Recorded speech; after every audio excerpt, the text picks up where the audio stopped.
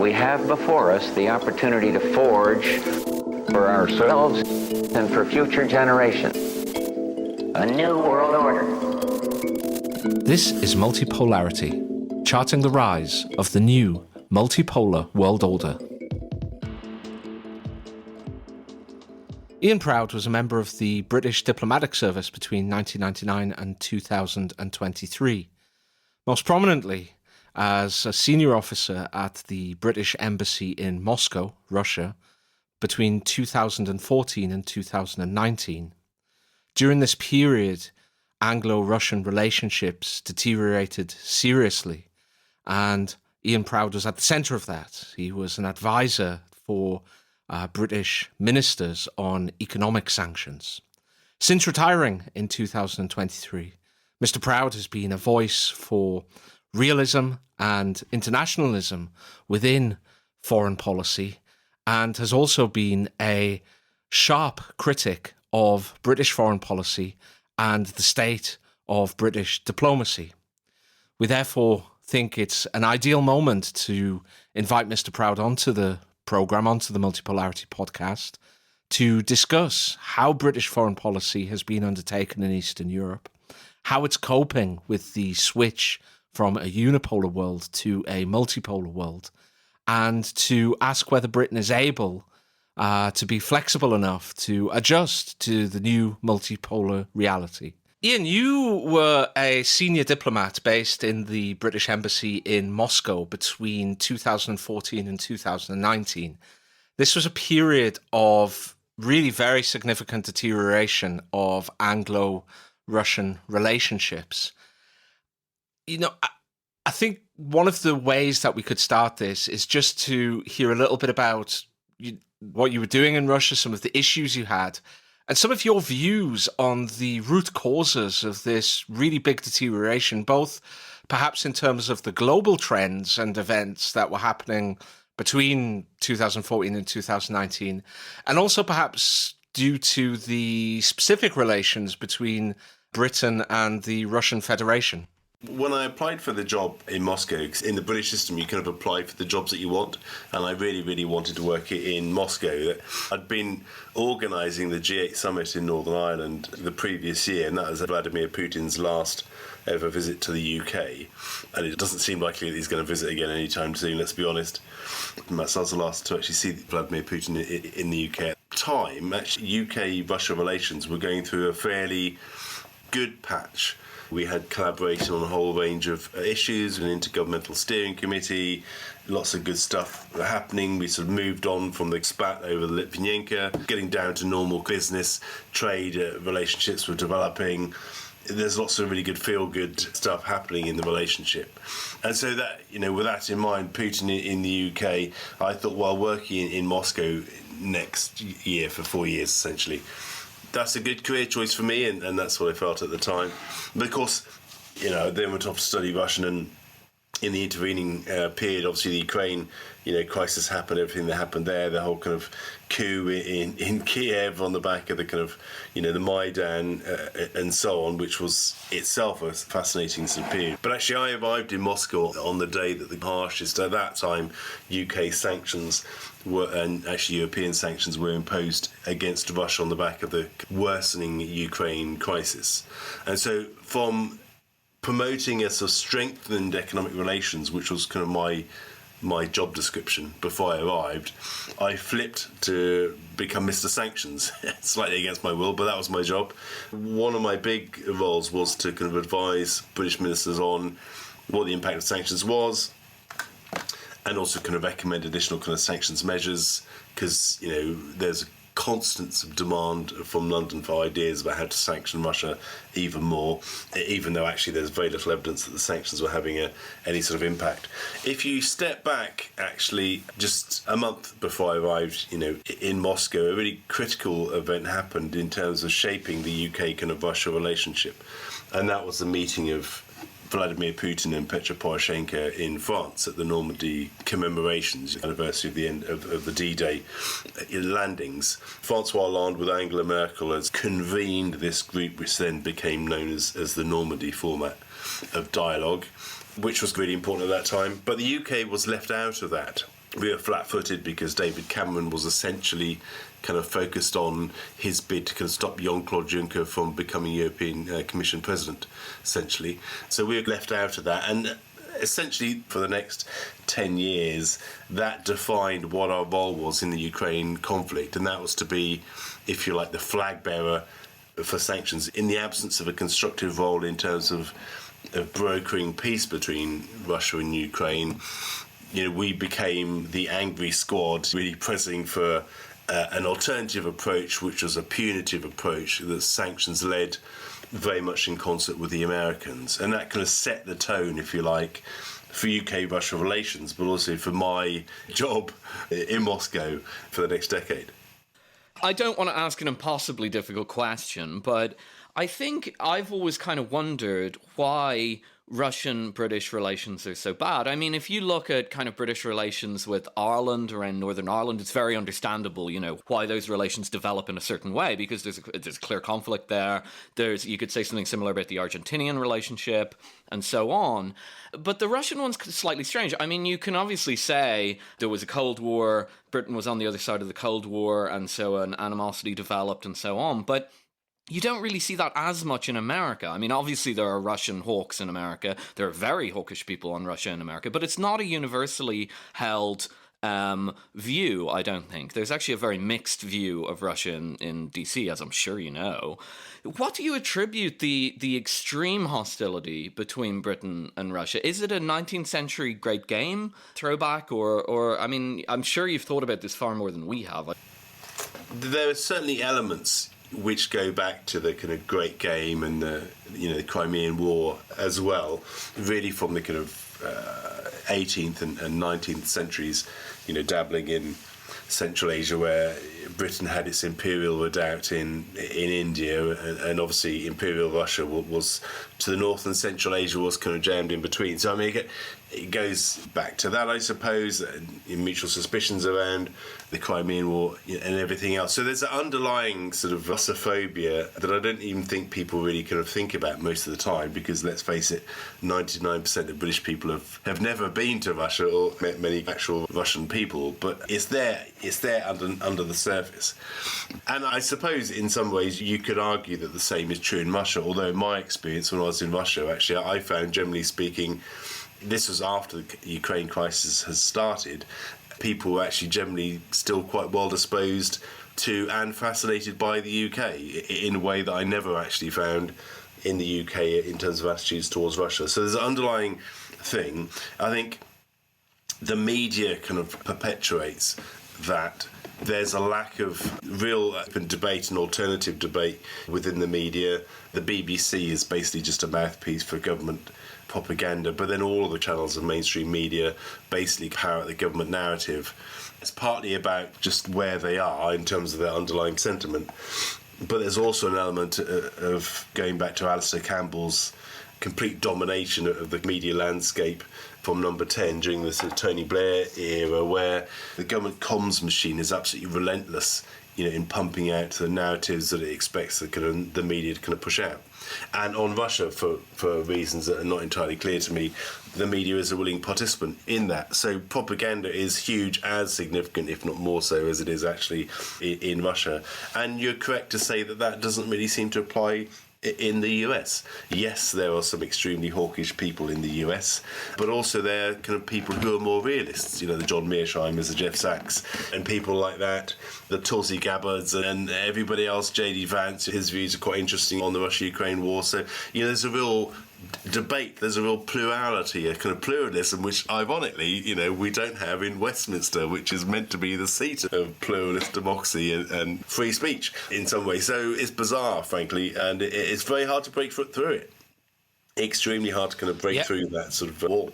Yeah, I remember a few years ago reading Orlando Fige's book Crimea about the Crimean War. And one of the sections that really amazed me was his reporting on the press opinion pieces or quotes from those opinion pieces in the run-up to the Crimean War. And, the thick end of 200 years later, you could almost literally drop them into the Daily Mail or the Times or the Telegraph today, and you wouldn't be able to tell which was written in the run-up to the Crimean War and which was written between 2014 and 2022. The echoes were so close. I wonder, though, just listening to what you had to say about the differences between the UK and the US, where, I think the differences isn't a kind of like a virulence of Russophobia. I mean, you can find that in certain quarters of the US, as you quite correctly say. We can all rattle off some of those names, indeed, given the last 10 years. But I think what's interesting is the universality in Britain compared to the US, that extends beyond Anglo-Russian relationships. That extends to a foreign policy outlook full stop. There's been an almost total victory, certainly since 1999, I think, when Tony Blair made his famous or infamous Chicago speech in April that year about the situation in the former Yugoslavia. But perhaps even a little bit before that. It's only got more since, where there are really no realists left, either in Parliament or in think tanks or in the media at all. There's no equivalent of J.D. Vance in Parliament, for example.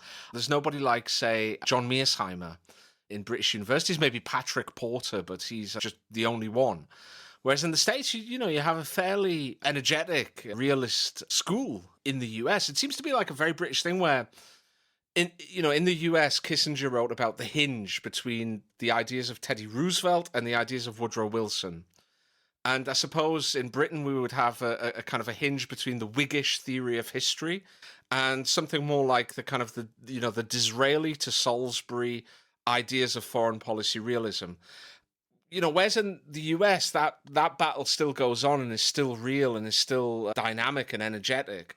Whereas in Britain, we've fallen very much on one side, which is the kind of the liberal, internationalist, interventionist view of foreign policy. Is that something that you see as well? Is there a debate in the Foreign and Commonwealth Office? Is there a debate in Parliament among civil servants? Or is that view accurate? You don't really get any debates in the Foreign Office about the purpose and the intention of foreign policy yet, and there's kind of different theories that might drive our actions. The Foreign Office, as a group of diplomats, has gradually declawed and de-skilled of its ability to actually think critically about foreign policy challenges over 2 or 3 decades, and that actually ironically started under New Labour. It's continued certainly under the Tories as well, so it's not blaming any of the parties. Increasingly we have a crop of diplomats who like talking about policy, but there's no kind of real intellectual grounding in how they think about policy challenges as they emerge in terms of what the real world strategic drivers are for us in the UK, what visions of success might look like, and how we partner up to get to where we want to be in a way that actually ensures that all parties in the conflict can find common ground. I mean, that just doesn't really exist. Policy takes place, or the policy-making process takes place in quite a kind of breathless way in which ministers ask for ideas and people rush around plucking ideas out of thin air, sometimes going to like Chatham Houses and the Roosies, which are really just quangers of the government as far as I'm concerned, for ideas, who just come forward with the same old kind of approaches that have been tried and have failed in the past. That's certainly true as it applies to Russia, but also indeed as it applies to Israel, Gaza, as it applies to China, Taiwan, and pretty much any big ticket issue around the world.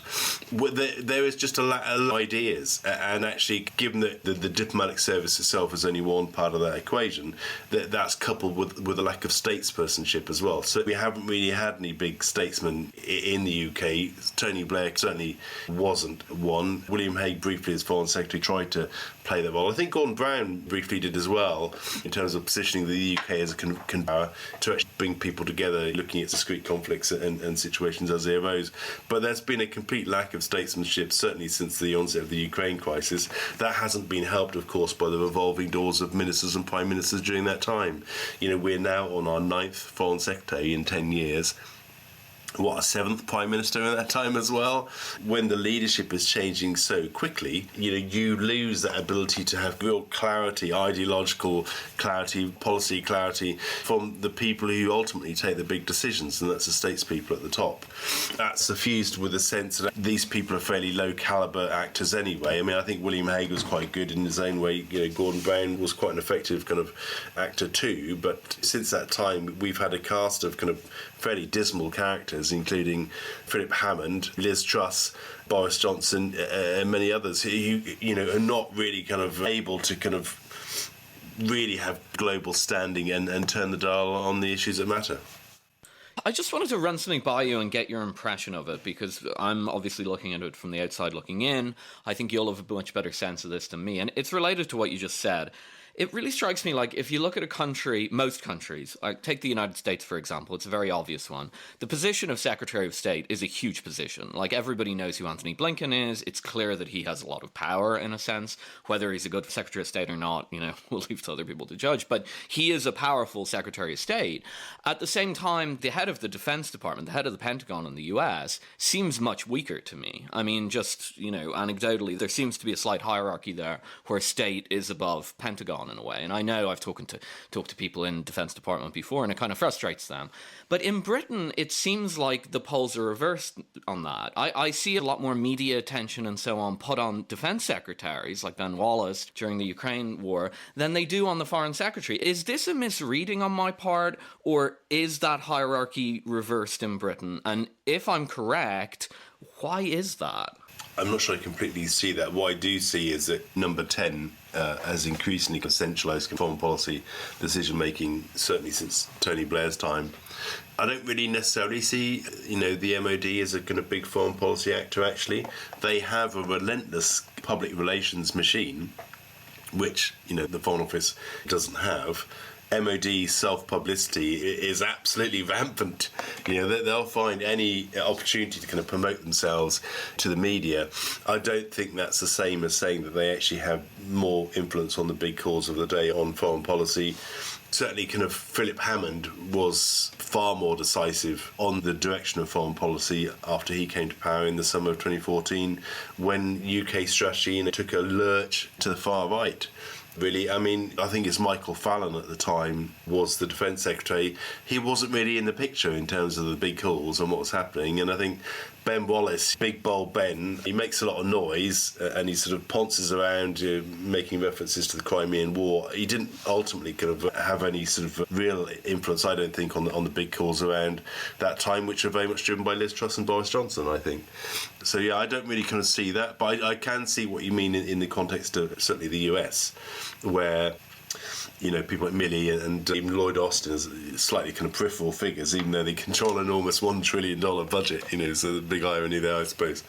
But I don't actually see that in the UK. I think very much kind of number 10, the Foreign Office, and the architecture around them in terms of the National Security Council. I mean, they're very much, that's the kind of nexus of power on the big foreign policy calls. Yeah, definitely. The last foreign minister I remember anyway. I mean, I'm not really old, but I'm, in my 40s now, and the last foreign minister I remember having any kind of sway or pull, I suppose, was Robin Cook, who resigned over the Iraq War.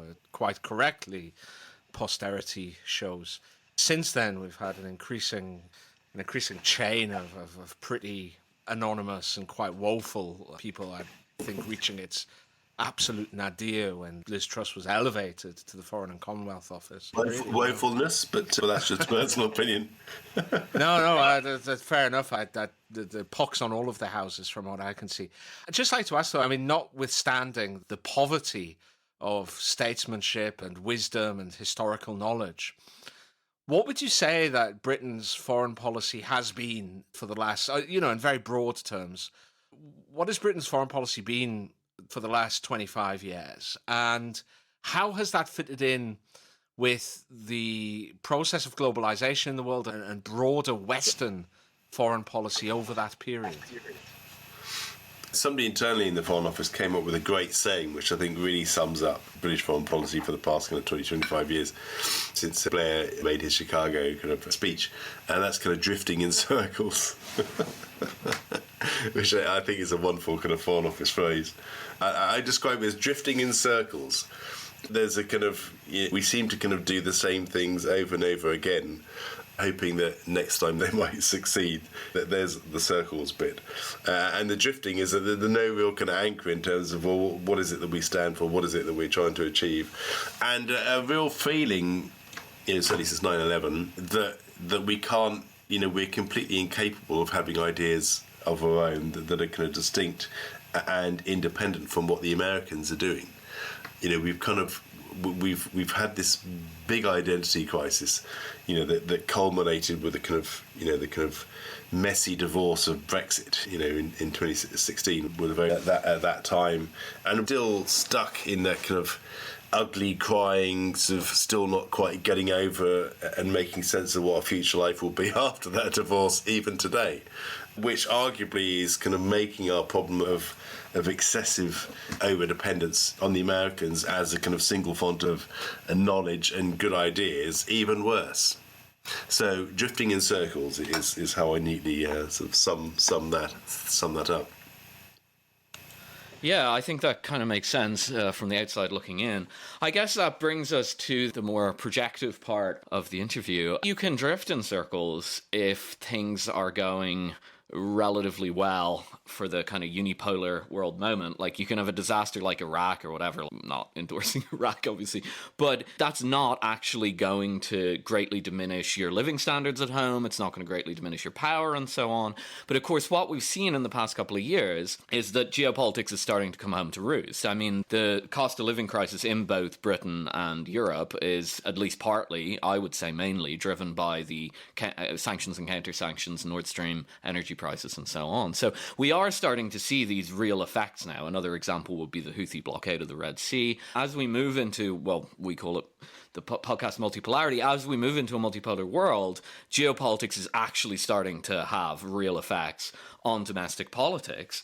It seems to me that other countries are trying to grasp this. Now, there are better and worse examples. I think at the top of in the West is probably Hungary. They've actually followed and tracked the developments very closely, and they are strategically setting themselves up to deal with it. In the middle somewhere are countries like France, where I can see a lot of desire on the part of more forward-thinking French leaders, Macron himself, to want to try and rethink things in a way. I think the Americans are getting there too. I have a lot of friends in America, around DC and so on. I think you would be wrong to just look at what's being published in the Wall Street Journal. I think there is a lot of conversations going on in DC. But then with Britain, I'm not as convinced of that. And the issue there is basically that Britain is in one of the most fragile positions out of any of the Western countries. It's borderline bankrupt, let's be honest. I don't think that's a secret anymore. It runs a huge trade deficit. Sterling is kind of propped up by financial capital inflows. And its military isn't what it used to be, let's just put it that way, especially the Navy. So, do you think that there's a capacity to begin to think strategically around these issues? Or are they going to, keep going, as you say, drifting in circles, in which case, I really don't see a good outcome? Yeah, I mean, I think multipolarity is really about reimagining partnerships, global partnerships. And that's the big strategic challenge that the UK has yet to recognise it needs to get to grips with, for the very reasons that you pointed out, the economic reasons, the kind of military, industrial reasons. We are no longer a global power of the stature that can do things completely on our own. We have to think about our partnerships on the world, and not just our military partnerships, our partnerships in terms of political issues and big issues today around climate change, on trade and everything else. We've become so over-dependent on our partnerships with the Americans at a time when the US is going through its own period of change as its role as the global hegemon starts to fade in the face of the rise of China, the development of the BRICS grouping and that sort of thing. So we just need to refocus in on our sort of how we can leverage our sort of global partnerships and who our kind of key strategic partners are, on the assumption that actually we need to look east more than we have for the past 25 years, just been looking solely to the west across the Atlantic. So I think there's a big kind of conversation about how we reimagine global partnerships. so that we can understand where we sort of sit in terms of the particular sphere of influence, where we can add most value, how we can better make sense of trends in greater Eurasia, and so on. So I think it's really about our partnerships and really thinking about how we need to be crafting those and developing those going forward. But I'm not really sure that we've got the diplomatic clout or indeed the diplomatic capabilities within the Foreign Office itself to really develop a strategy for that going forward, and then actually to reinvest in partnerships that we've slightly disinvested in over the past 2 or 3 decades. So yeah, I see it really about a complete reimagination of our sort of global partnerships in the context of fading the US hegemon.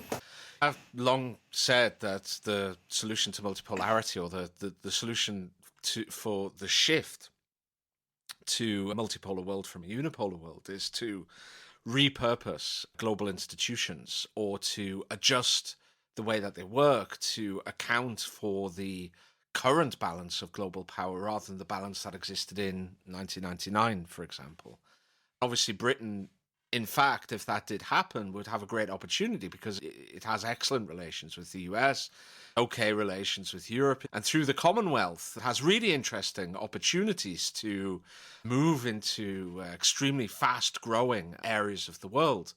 My major question, though, Ian, is that indeed possible? I mean, it would be really nice if Britain could adjust the world, like, I think culturally and because of its finance sector and some of its soft power areas like English law and the bond market, for example.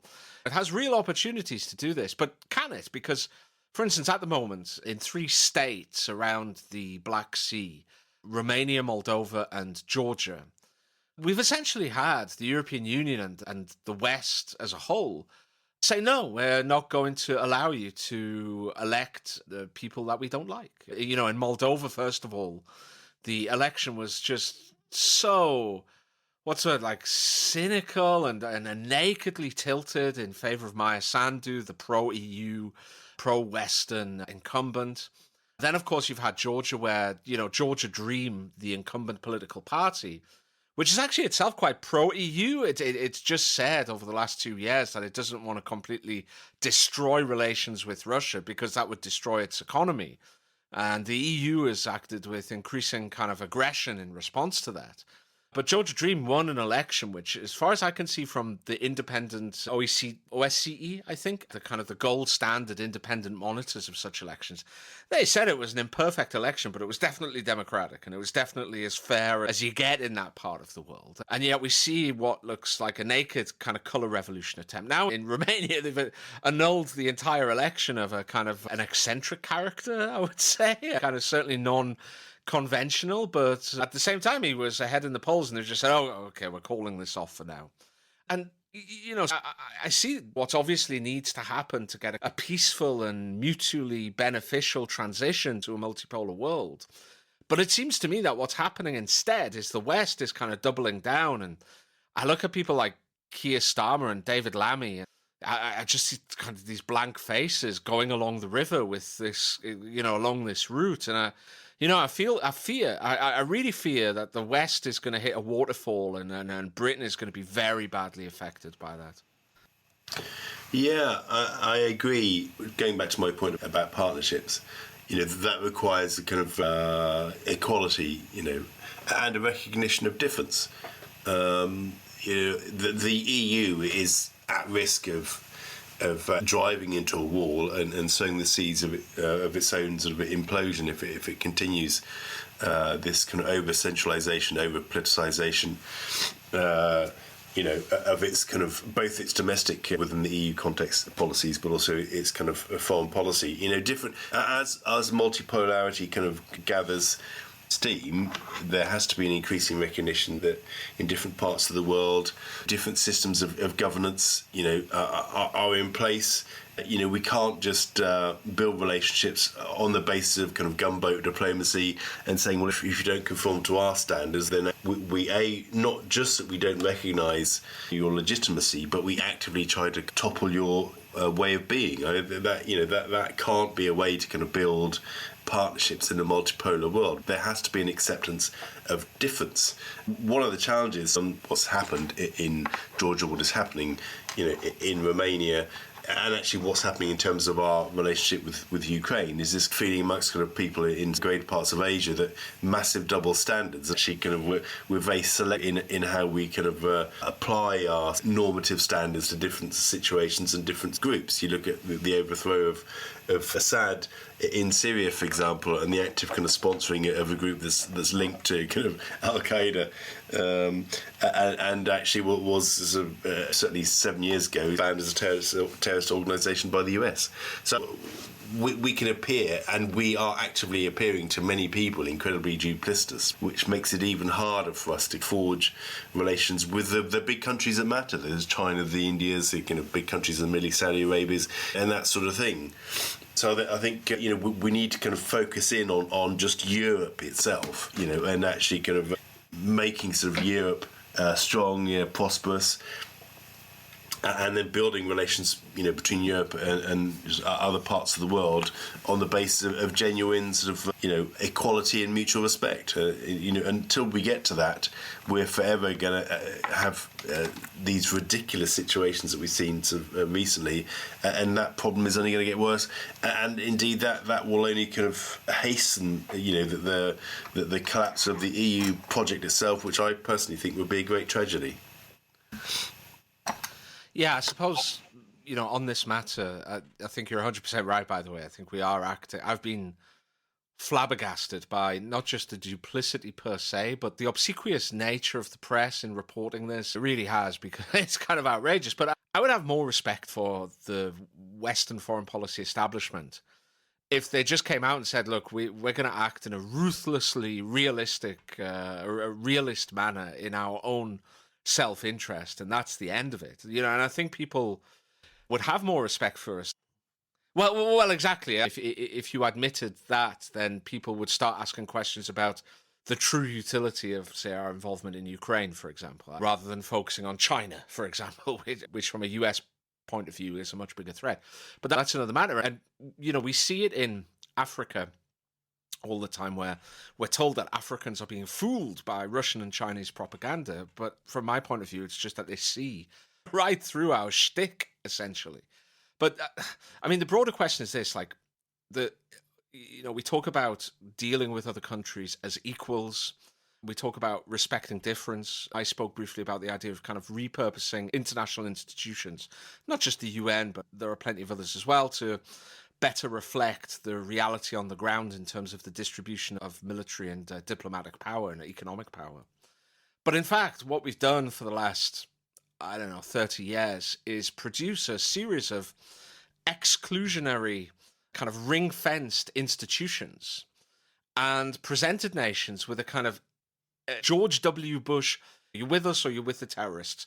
You're with the EU or you're with Russia. And as we move farther and farther out from the core of these exclusionary ring-fenced institutions, we put countries like, say, Georgia or Moldova in a real position, because when we say it's either us or Russia, well, Russia is kind of crucial to the Georgian economy. Cheap gas is crucial to the Moldovan economy. And these are already poor countries. It would savage them to be cut off from Russia. And we're doing that all over the world. It's like in the Western Pacific. It's you're with us or you're with China, right? And for a country like, say, Vietnam, China's kind of important economically. And I fear that we're going in the opposite direction. We're kind of doubling down on these exclusionary places where we're demanding that people step one side or other of the line. And in fact, the world is bifurcating along those lines. And we're fighting wars and kind of hybrid wars rather than trying to build up partnerships and modus vivendi, however uneasy they might be. And to be honest, in 4.5 years in Moscow, the Russians were desperate to have improved relations with us. They really were. They were forever exploring scope to kind of reconnect, rebuild relations in ministerial dialogue, and we were forever giving them the bum's rush, to use a very old-fashioned phrase that my dad might have used. Nobody's ever really articulated why it should have to be a choice, why there should have to be a binary choice for Ukraine between Russia and Europe, or for Georgia, or for Moldova, or if it is even a real choice for Romania. Nobody's really articulated why the Russians are the enemy. We just assume that they are, and this becomes self-fulfilling. I walk around sort of, my village in rolling north downs of Hampshire. This isn't a mainstream view amongst ordinary sort of British people. Most British people I know don't have a clue about anything about Russia, or indeed about contemporary events, in terms of the Ukraine war, about how it's all happened. People just buy into the government propaganda that actually Russia is bad, we're good, and all these countries have to make a choice. I think that government propaganda is so powerful in the UK that governments have license to do whatever they want, and the public will basically go along with it because they don't know any better, because all they read is the stuff on the BBC and everything else, telling that, well, of course, the government is absolutely right. I mean, I thought journalism was really about sort of acting as a check and balance on government power rather than just like a rubber stamp of it. There's absolutely no challenge at all of this ridiculous kind of position where countries have to make binary choices. I mean, it's completely insane, and actually isn't really helping our interests longer term at a time when in the US, bizarrely, which has actually sponsored the war in Ukraine, which is certainly under the disastrous Biden administration, has been pushing this ridiculous overthrow of power in Georgia, which has undoubtedly been behind this bizarre cancellation of the elections in Romania. But even there, you see that the tide is shifting. That tide isn't going to shift here. We're just going to carry on, drifting in circles, thinking that actually we're completely right and justified in everything that we're doing. I'd like to ask you something. I know you weren't based in Russia, but I'd really like to get your sense of what has happened with the British-Chinese relationship. I remember when the Cameron government came in and Osborne had this big idea about outreach to China. The discussion at the time, I was working in the city actually, and the discussion at the time was about making London the foreign exchange basis for renminbi foreign exchange in Europe. That was actually a pretty good strategy. It leveraged what Britain has, which is the City of London, and it stitched it into a developing and forward-looking economy. After that, of course, the big two events, as far as I could see, were, first of all, the big debate around Huawei, about whether they'd use Huawei infrastructure for 5G networks. And then the really big one, I think, was when Theresa May shut down the Chinese development of the nuclear power station in Britain, which, by the way, has since not been built because it can't get financing from the French. At the moment, it seems like British-Chinese relations are awful. I mean, I don't think the Royal Navy isn't going to sail to the South China Sea and start a war anytime soon. America's got that issue, sure. But, I mean, the economic relationships and so on are pretty bad, but the general sense in Britain seems to be that the Chinese are evil communists and you can't do any deals with them. Yet, China on a PPP basis is 20% larger than the United States, and it keeps growing, and it's going to grow much faster. So, I mean, I'd love your sense on what happened to the China relationship to the extent that you know, and also, can Britain actually position itself to deal with the fact that China's probably going to be the dominant economic power in the world in the next 20 years, probably in the next 5 years, really. Actually, it was Jim O'Neill, really, who was the kind of the driving force. You're quite right, it was under George Osborne while he was Chancellor, and David Cameron was completely behind it. But Jim O'Neill, the author of actually the term BRIC, or BRICS, as it's now known, was a junior minister in the Treasury at that time, as actually, was in Moscow and actually trying to encourage him to come out to Russia, believe it or not, in about 2015, 2016. And there's a real kind of pragmatic sense under the Cameron administration that the UK could seek more balanced relationships, obviously having difficult conversations with China on issues that we agreed, but pragmatic relations, in economic areas and other areas where it made sense to do so, including trade, including sort of, obviously, opening up the City of London for a greater renminbi trade, and which actually now is coming home to roost, certainly on the back of the last 2 years' growth of BRICS and all the developments there about sort of UN trade in all sorts of, commodities, not just oil and gas. There's a real positive sense that Cameron was much more pragmatic. I mean, he was actually sort of actively supporting the Asia Investment Infrastructure Bank, right, when that first came along, going back to your comment about sort of institutions as well. But of course, when Theresa May came along and Philip Hammond subsequently went to the Treasury, that completely shifted. Theresa May was the arch kind of a hawk with a misanthropic kind of chancellor blindly saw, China as big, if not a bigger threat than Russia, and wanted to have nothing to do with these kind of these ideas that actually we could have a more balanced relationship, because ultimately, the 21st century will be Asia's, century, and China and India, of course, will be very much at the top of that. There's no kind of long-term thinking there. It's just kind of short-term, knee-jerk, well, they're bad, we're good, and we're going to cut off all of these kind of attempts to kind of, engage them in areas where it makes sense for us to do so. Yeah, indeed. As British foreign policy has fallen or retreated from engagement with Russia, it's also retreating from engagement with China. And given the way we have shackled ourselves to Washington, D.C., I suspect that's only going to get worse over the last 5 years. But look, we're running up against our time limit at the moment, Ian. First of all, I'd like to thank you very much for joining us and providing this kind of insider, but also very erudite insight into the state of British foreign affairs.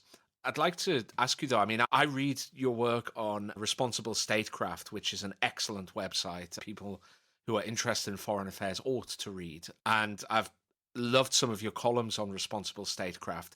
But is there anywhere else that you would like to direct people to? And perhaps also a little bit about your book as well. I've actually bought your book and read the first part, but I need first to read one that my wife bought me a couple of weeks ago. So perhaps you'd like to share some things that you'd like to direct listeners toward?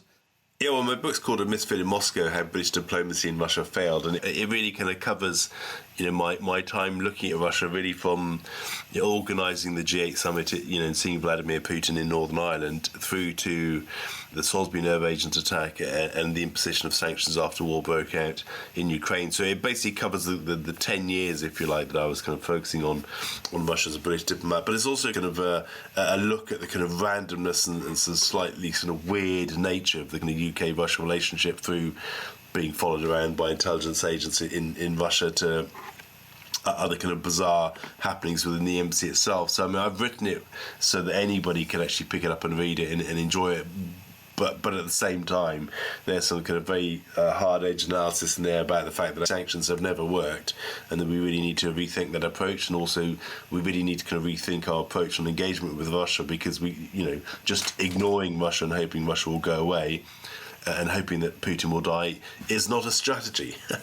So that's The Misfit in Moscow, and people can check out my writings on ProudDiplomat.com. That's my website. So if they just look up that website, they can find things I write, but also video interviews I do as well there. So yeah.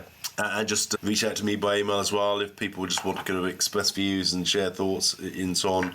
Always happy to be in touch with people.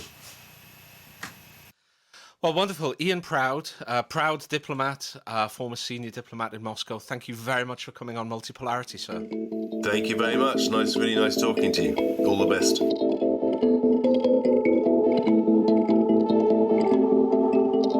Go forth and multipole.